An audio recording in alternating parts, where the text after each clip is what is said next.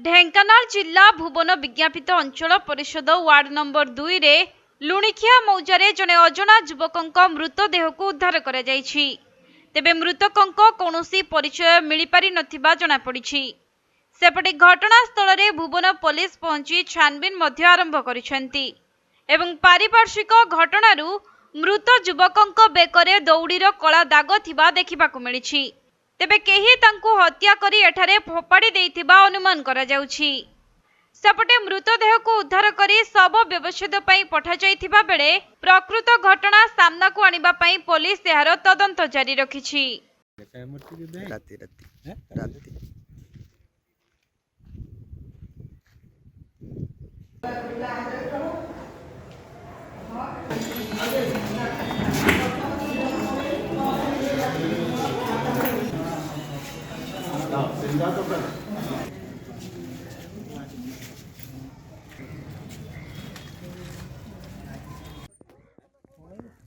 Dhenkanal जिल्लारू Asim Amitabh Satpathy report Konark live.